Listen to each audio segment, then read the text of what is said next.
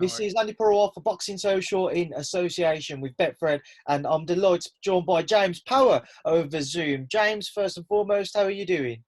I'm not too bad, buddy. How are you?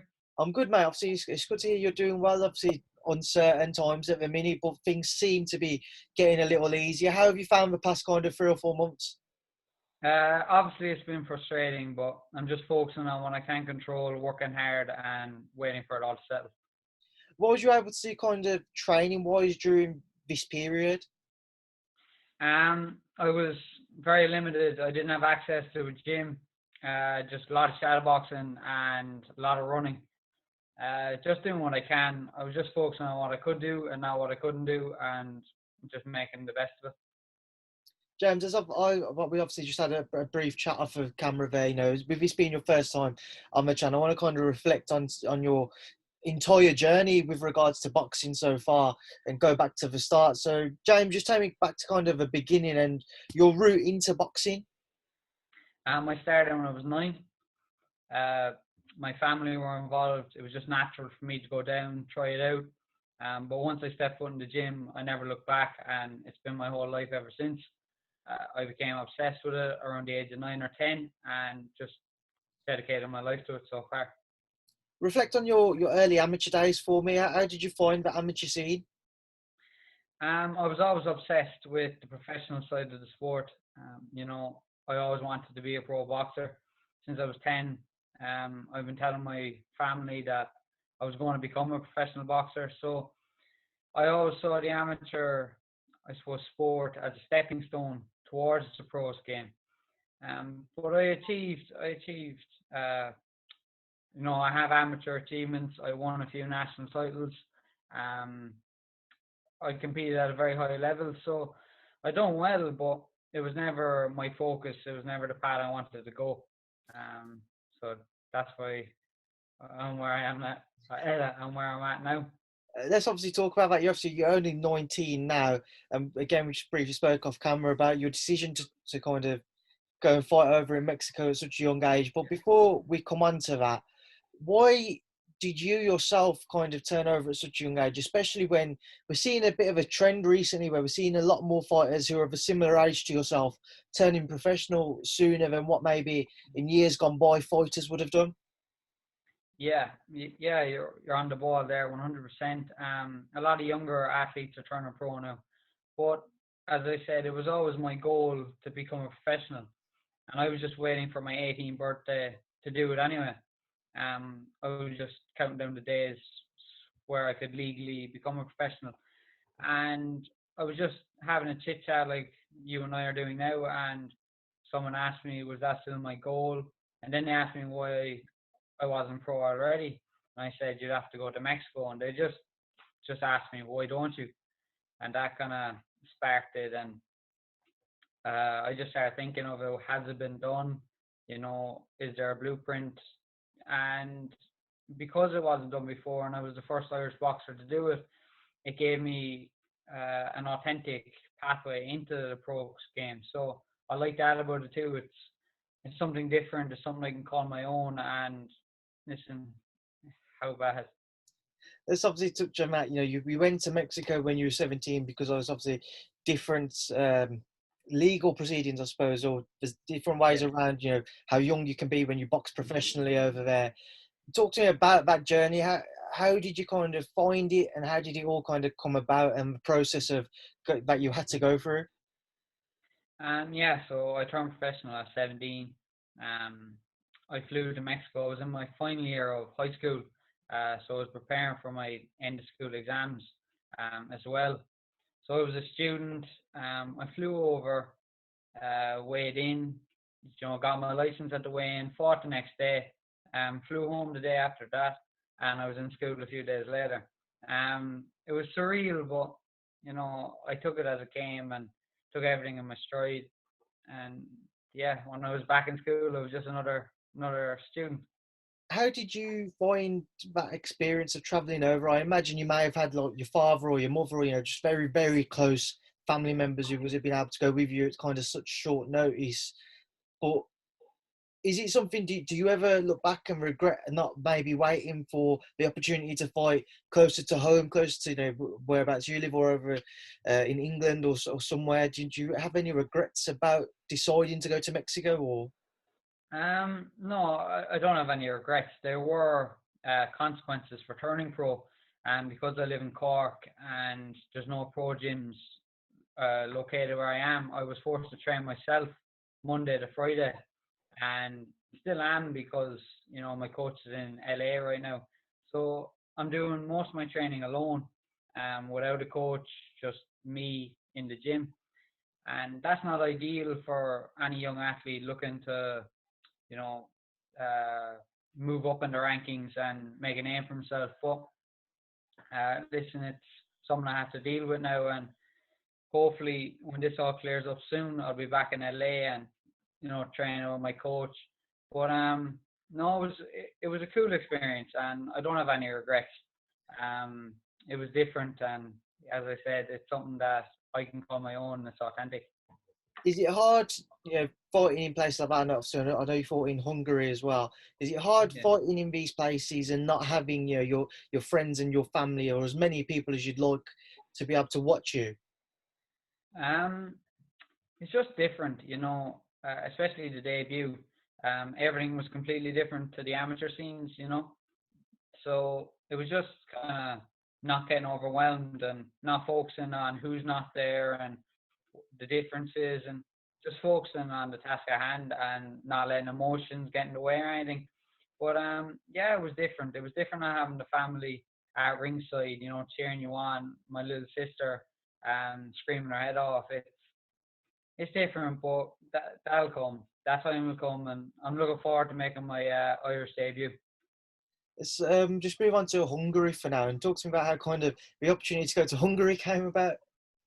Yeah, I was in school and they said my, someone that I was having as an advisor just said there's a fight there if you want it, um, if you want to take it. So it was the last moment thing, and I just said yeah, sure, why not?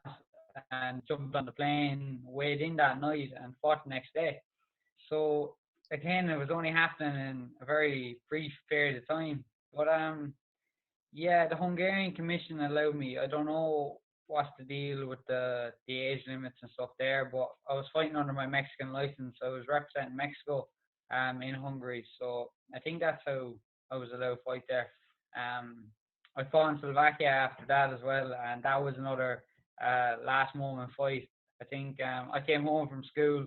My mother said, "You're flying out tomorrow morning," and yeah, so a lot of last moment fights. It seems to be that your family are very, very, very supportive of kind of your Yeah. career, though, and the decision to certainly take these fights abroad at such last minute kind of opportunities. Yeah, my mother, yeah, she's been supporting me since day one. And she continues to do so. She's done more than enough, more than I could ever ask for, and incredibly grateful to have her. Um, when I said I was training myself Monday to Friday, every Saturday I went to Dublin, which is a 4 hour spin from where I live, to train with Pete Taylor, and she she came with me, and she made that trip. She brought me back, and that's a lot to ask for. That's a lot of weight on her shoulders, and I'm very fortunate to have a mother like her. I take you with obviously that kind of support as well and what she has done for you. It's also another reason as to why you have such a determination to succeed in boxing. 100%. Yeah, if I'm not, pushing my limits every day, if I'm not putting in the work, I'm just being disrespectful to her as well as myself, and I have an obligation to not let them down. Let's obviously kind of move on to the here and now. And Rachel, who obviously organised this interview for us, she mentioned that you was planning on a move to LA, before COVID struck. Yeah. Talk to me about kind of firstly how disheartening or disappointing it was that you've had to kind of delay that move, and where does it all kind of stand now? Yeah, so I signed a contract with Sheer Sports, Ken Sheer, at the end of February, just before this whole situation kicked off. I came home. and applied for my visa, and I was just waiting. And then the pandemic hit, but there's nothing we can do about it. All everything we can do has been done, and we're just waiting for the call, just waiting for the approval from U.S. immigration and the green light to head back. But they're uncertain times right now, and everyone's frustrated. Everyone's kind of in the same situation, and it could always be a lot worse. There's a lot of things to be grateful for, and there's a lot of people out there in worse situations than me, and it's important to look at it from that perspective and look at the bigger picture, I suppose. You obviously know from speaking to you now, you're showing you've got a very kind of driven perspective on being able to do it on your own, not like the whole thing, but you're happy to move to LA. You've gone and taken last minute fights where I imagine you've gone with maybe one other family member, two other family members in Hungary, Slovakia, Mexico. Yeah. Taking them on and traveling on your own. How do you feel though, as your career progresses, you will cope with being away from your loved ones for such a prolonged period? Um, it's difficult, but eh, you know, I'm very fortunate to have the team that I do around me. They're all supportive. Sheer Sports have taken me in like family, and they treated me like one of their own. My coach, Kurt Shabalala, my teammates, Ron Ellis and Scott Alexander, they're like family to me at this stage, and that's good. That's very important to have over there.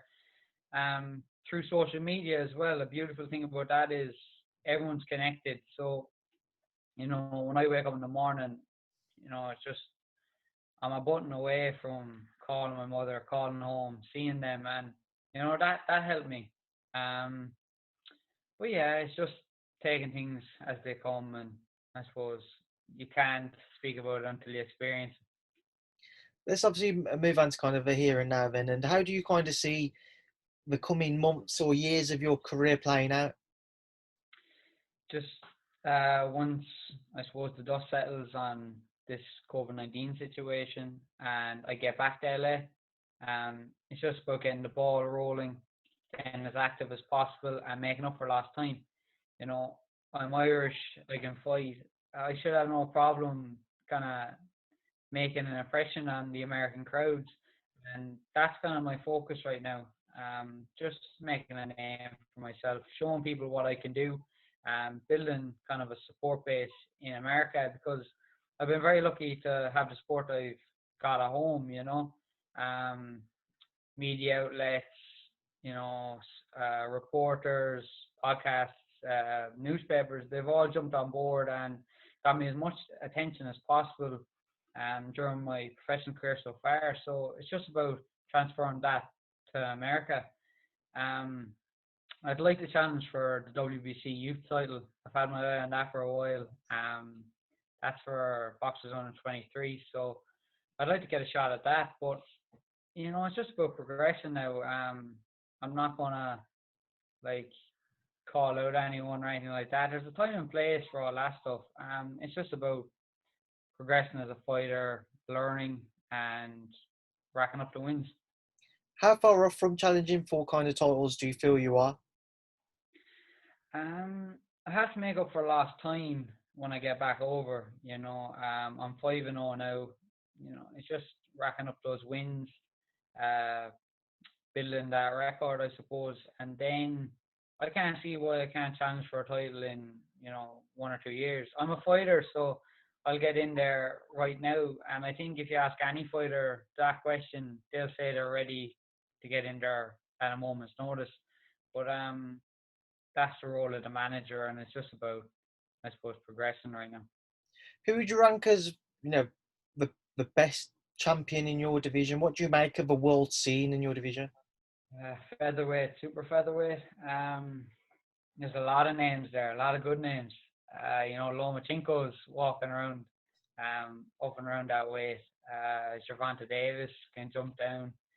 Shakur Stevenson's amazing.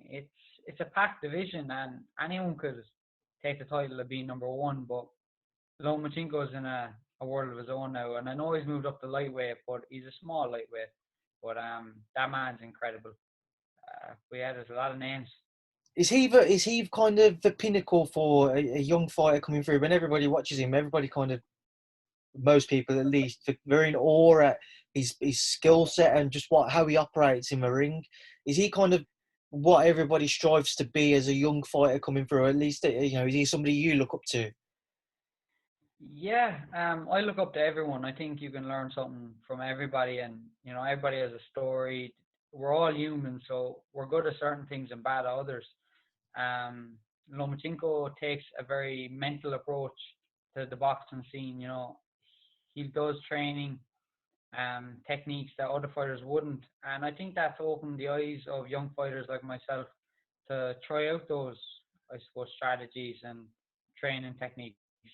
Um, but yeah, I look at a lot of fighters and try and learn something from everyone. Yeah, it's just you can learn something from everybody.